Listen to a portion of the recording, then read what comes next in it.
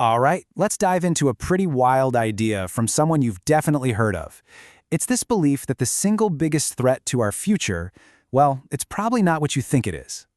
Yep, that's Elon Musk. He's out there saying that the real crisis, the thing we should be way more worried about than a warming planet, is that we're just not having enough babies. I mean, it's a statement designed to make you stop and go, wait, what? But here's the thing. For Musk, this isn't just talk. He is absolutely taking action. 14. That's the number of children Elon Musk has. He is, and you kind of have to respect it, literally putting his money and, well, his DNA where his mouth is.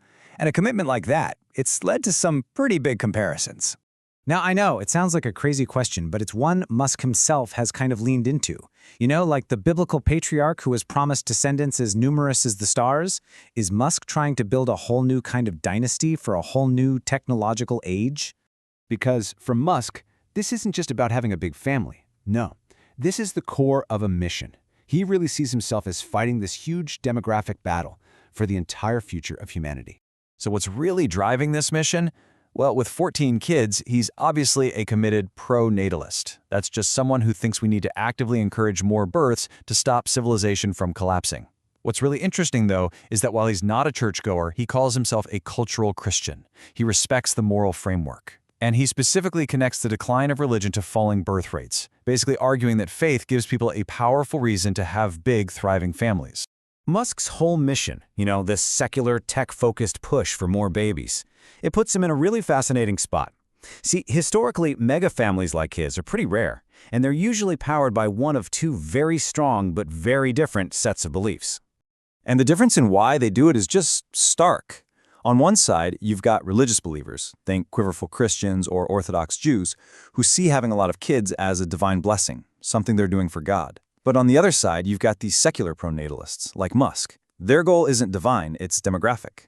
They're not trying to fulfill a covenant, they're trying to prevent the collapse of civilization by literally repopulating it. So you might be thinking, is Musk just being a little dramatic here?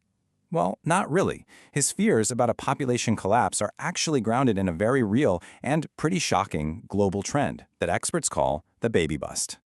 Now, to get what's happening, there's one key term you gotta know: the total fertility rate, or TFR.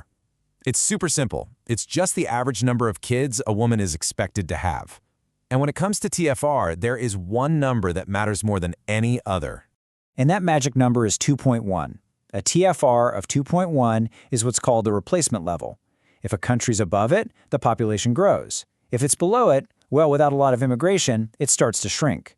It's the absolute baseline for keeping a population stable. And the reality today?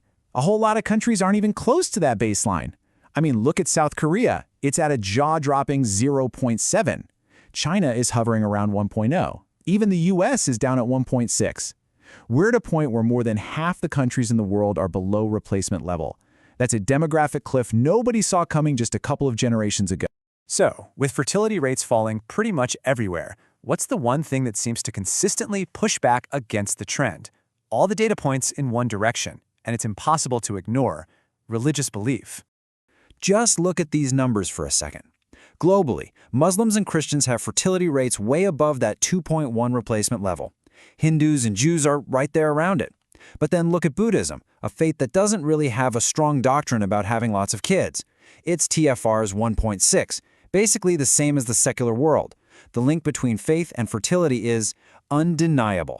So why? What's going on here? Well, it's a whole package deal. A lot of these faiths straight up teach that kids are a blessing. Their communities also provide these incredible support networks that make raising a family way less isolating. People tend to get married earlier, and they often embrace more traditional family roles. It's this complete cultural system that seems to protect against the normal trend where, as societies get richer, birth rates just fall off a cliff. Okay, so if birth rates are falling, and the reasons are so deep and cultural, what can governments even do about it? Because they are definitely trying. I mean, they're spending billions and billions of dollars to try and convince people to have more babies. But is any of it actually working? When governments panic, they usually pull out the same old playbook. First, they throw money at you. Here's a baby bonus. Here are some tax breaks. Here's a cheap loan. Then, they try to provide support systems, subsidized childcare, tons of parental leave. And the results, almost always they're underwhelming. You might get a tiny, temporary little bump in births, but these policies almost never manage to reverse that powerful, long-term slide downwards. And if you need one statistic to tell the whole story, this is it. South Korea spent a mind-boggling $270 billion trying to boost its birth rate. And what happened? Its fertility rate just kept on falling until it hit the lowest level on the entire planet. It turns out you can't just buy a baby boom when you're fighting against massive cultural and economic forces. And that brings us right back to where we started. If governments can't fix this, and the secular world is trending towards having fewer and fewer kids, that really only leaves two groups with a serious vision for the future that's built on having children. You've got the technologists like Musk, driven by this fear of human extinction, and you've got the faithful, driven by a deep sense of purpose from God. So the real question is, who's actually going to shape our future? Maybe the answer is as simple as looking at who is having the children.